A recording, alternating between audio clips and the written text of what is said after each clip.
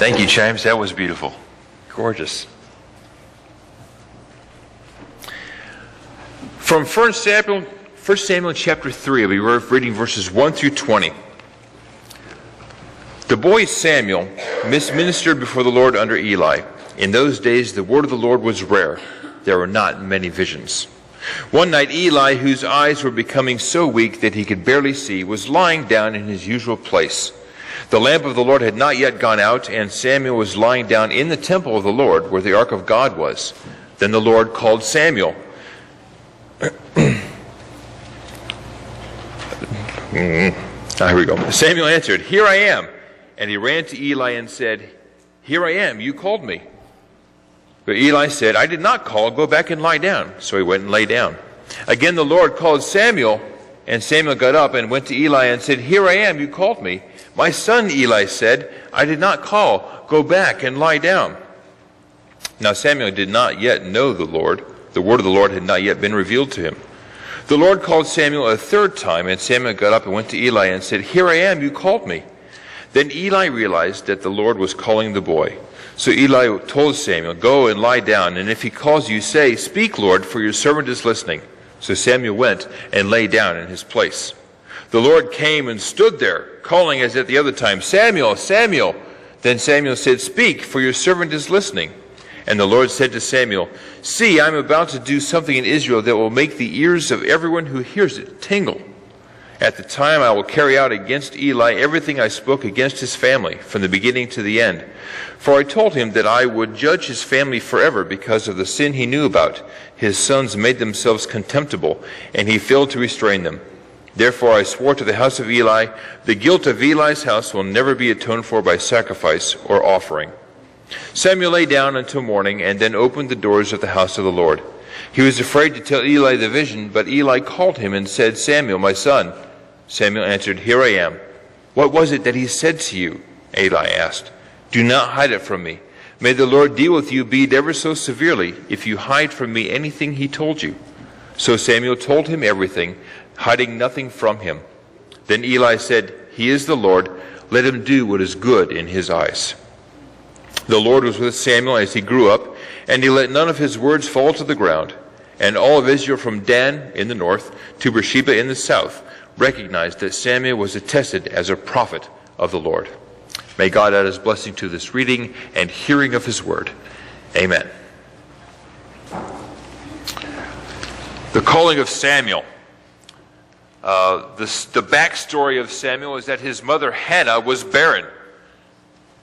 Had for years hoped for, tried to have a child, yet no child was blessed of her.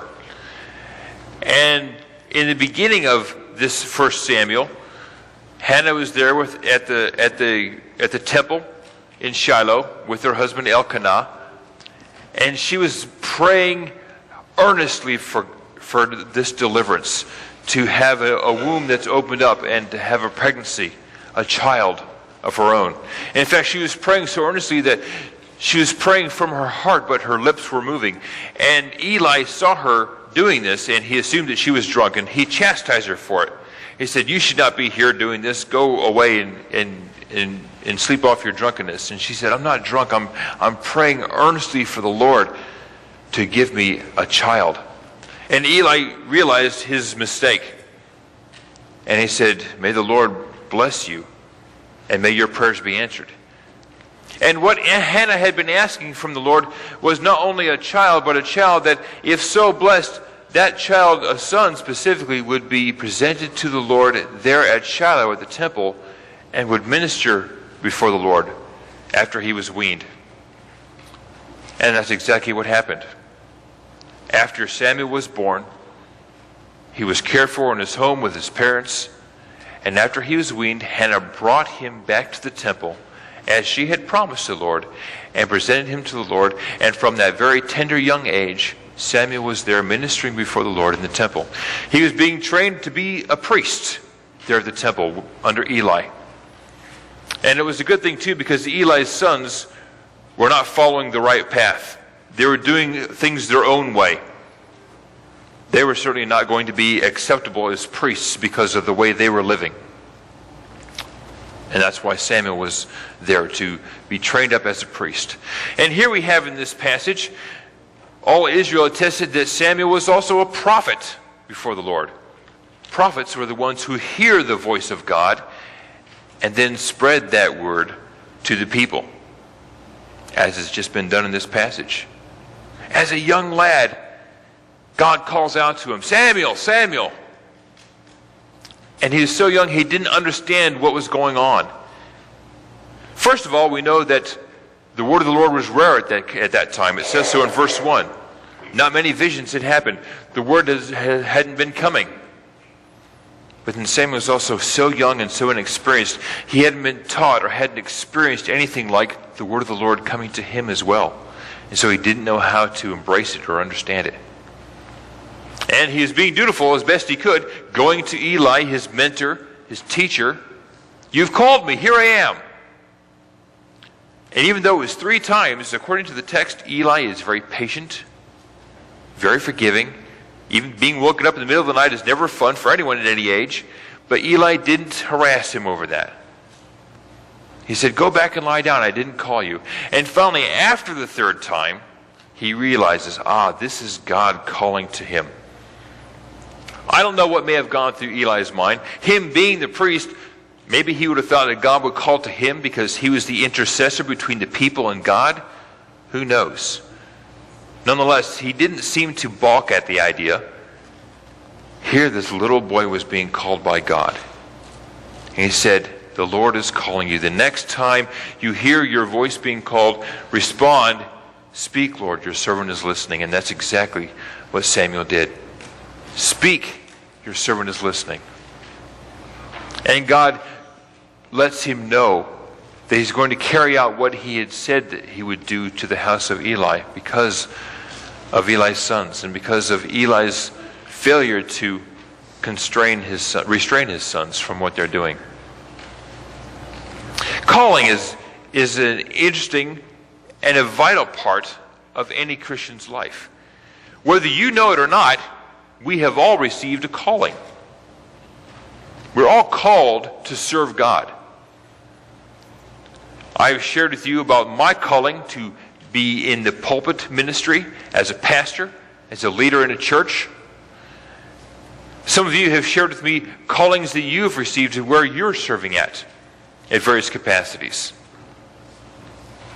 And maybe you don't realize it, but you're already living in a calling that you've been entrusted from earlier on in your life as well. Not all callings are dramatic like this one, in which God is visibly calling out and voicibly calling out. I say visibly because in one passage, it says, verse 10, "The Lord came and stood there, calling as he had at the other times." Apparently he became visible, in which Samuel could see the Lord there in front of him. "Samuel, Samuel." Samuel had a twofold calling: to see someone calling him and to hear the voice of the one calling him. Paul was the same way on the road to Damascus, blinded by the bright light, but he hears the call of Jesus. "Saul, Saul, why are you persecuting me?" And then the calling goes on from there. "You will become my voice to the Gentiles." Not all of us get that dramatic calling. Even I have not received any kind of dramatic calling like that. God doesn't act that way in all cases. God can, of course. We have evidence and record of that. But if God is calling out to us in that still small voice that the prophet Elijah knew, we must also be attentive to that as well. It's important that we take time to listen to what God is saying to us. We push aside the other things in this world that distract us from hearing that small voice, and we just focus on being with God. Remember that prayer is one of the best ways of doing that, because prayer is not just time for us to talk to God, but it's also time for us to listen to what God is saying to us as well. And sometimes what God says to us, we can understand. It's not always audible, but we can hear it with our hearts and with our spirit. We can understand things internally as God's Spirit communes with our spirit letting us know the truths of what we should be aware of, and God relating to us how we should be alive and living for Him. God can speak to us in community as well. As we see that the community has a need in some fashion, and God impresses upon us, we need to do something about this need. We hear the voice of God in that fashion. As a group, as a body of Christ. The whole point is we have to allow our ears, both these ears and the ears here, to be open, to hear what's being said to us. We're aware of the fact that the things that we hear are not things that we understand from just what we hear here in this location, but what we hear from this location as well.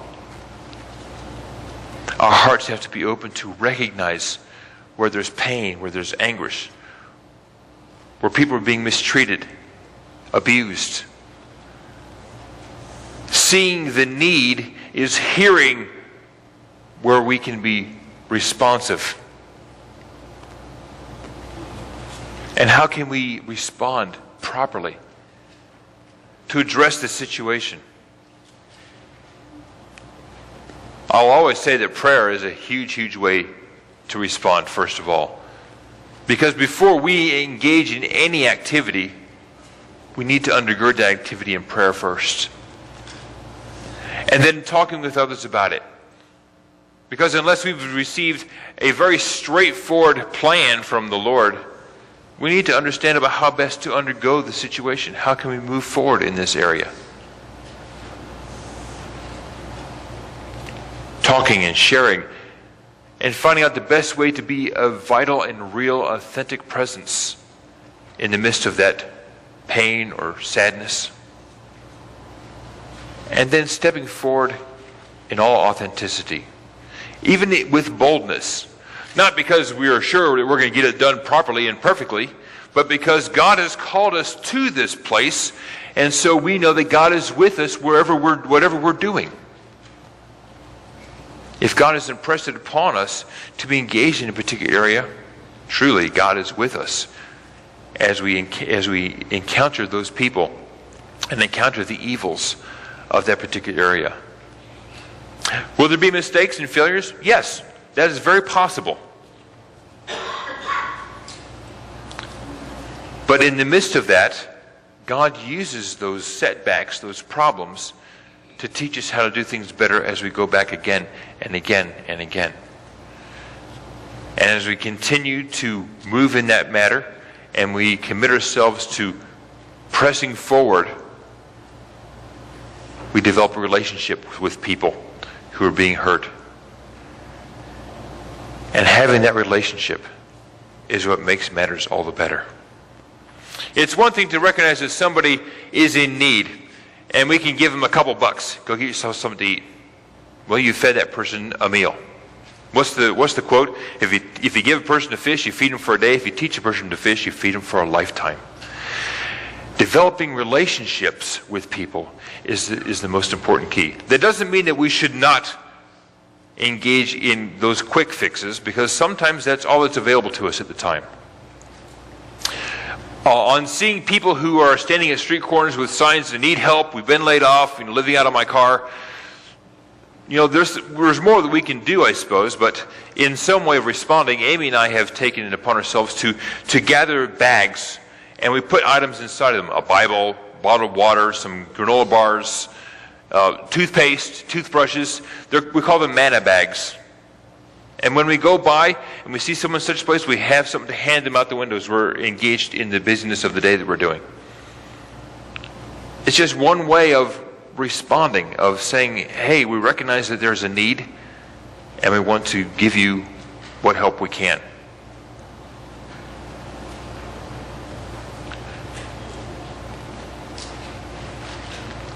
Another way of doing it is to stop your car, park it somewhere, and stand with that person and minister by being a presence there. Asking, what's going on in life? How can I respond? Or how can the church that I go to be a vital means of responding to the situation you're in. Someone may say, well, I've lost my job. I have no money, no means to go forward. And true, we could take up a collection and give him a huge lump sum of money out of a collection that he can go through to help make matters better for what he's dealing with or his family. Or we can find a way to get him a job, perhaps. You know, there's ways that we as a church or as individuals can really step forward and address the needs that people have as we encounter them. There's people who are hungry, and then there's addressing the needs of hunger throughout the world. We've got the food pantry that exists over here, the food pantry that operates out of the Catholic Church. And from what I've come to understand, it's the Methodists who basically run that. And that's okay. They have a place for us to do it, and we can make sure that food is distributed that way. That is meeting the needs of hunger. That's a peace with justice type of ministry. It's one thing to buy someone a meal because he or she is hungry. It's another thing to meet the needs of hunger in the community, to support a mission that addresses hunger in our community. Thank you for taking part in that, whether you're helping to pass out food or you're bringing food in here that we can take it over there and the food can be distributed that way. Thank you for participating in this type of a mission effort in this community. Let's be open to find ways to address other missions in our community. We have to be willing to hear God's call in our life. And then not only should we hear it, but we need to respond. So yes, Lord, I recognize that. Speak, I'm listening to you. I want to engage as you've called me to do that. I want to be your partner in ministry here. Some of that is stepping out of our comfort zones because we like where we've been, and to bring something else on our plate maybe changes the nice fabric of our routines. Keep in mind that the Christian life is not a life of just routines. God is always calling us up and out of where we're at to engage in something brand new. Because God is in the business of making us brand new people every single day, growing us up in the faith, maturing us as His individuals, His people here in the world. Speak, Lord. Your servant is listening, Eli says. Over the next couple of weeks, we're going to spend time looking at the life of Samuel. This last of Israel's judges, you recall the judges of Samson and Jephthah and Gideon and Barak, and even Deborah was one of the judges. These judges, these people who God raised up from time to time to deliver them from their oppressors and to lead them in right living as God's people. This is after they had come out of Egypt, after they had conquered the promised land, after God had blessed them with that. There was no leader of any sort. Moses was alive during the Exodus out of Egypt, died right before they went in, and then it was Joshua who led them, and Caleb, those two individuals who, in a sense, led them. But after they died, there was no leader. They had no king because they had attested to having God as their king at Mount Sinai. And that's how it had been. For about 350 years, Israel existed that way. There was no leader other than God. And God raised up these human leaders as judges. Samuel was the last judge. And the first real prophet in Israel as well. And he's being trained as a priest. Almost a threefold whammy right there. Prophet, priest, and judge in this one person that God had raised up to serve Israel and to serve Him at that place. We're looking today at his call. I like what this has to say about Samuel here at the very end. The Lord was with Samuel as he grew up, and he let none of his words fall to the ground. All of Israel from Dan to Beersheba recognized that Samuel was attested as a prophet of the Lord. When we give ourselves over fully to what God has called us to do, others are going to know about it, right? When we live out the calling God has placed on our lives, It's not going to be hidden away somewhere or in the background. Others are going to see it. Because to be called means to be set apart, different from others. Okay? We are all called into the various areas where we are set apart from others.